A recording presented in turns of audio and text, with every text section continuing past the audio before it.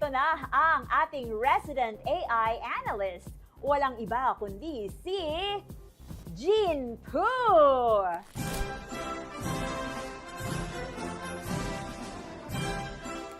Shukran, Ronald and Lovely. Before everything else, I want to introduce myself. Ako si Jean Poo, a well-learned AI analyst with master's degree from Kennedy School of Government and Harvard University. Anyway, on to our topic, the rift between veteran Senator Kiko Pangilinan and neophyte Senator Robin Hood Padilla. Pambihira! Ano ba naman itong si Kiko? Bakit kailangan niyang sigawan si Senator Robin sa plenary hall?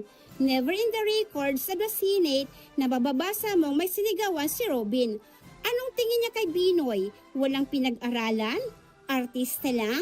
For your information, number 1 senator sa eleksyon noong 2022 si Robin. He was elected by more than 26 million Filipinos. Si Kiko, mahigit 15 million lang noong 2025. And those are the facts.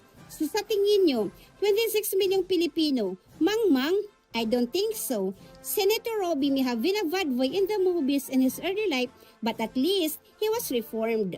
Hindi ito usapin ng pagiging weak. Usapin ito ng pangmamata na isang matalino at kagalang-galang na senador laban sa bagito at artista na hinalal ng mas nakakaraming Pilipino.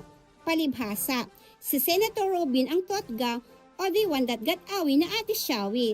That's insecurity to the highest levels. Now, you expect Robin to shake hands with you? Kahit sino, hindi makikipagkamay sa isang tao mababang tingin sa kanila. That's the problem with kakampings. You think everyone is beneath you. You want to educate everyone. Kaya sa darating na eleksyon, I'm sure ulats na naman kayo. With all due respect, back to you, Ronald and Lovely.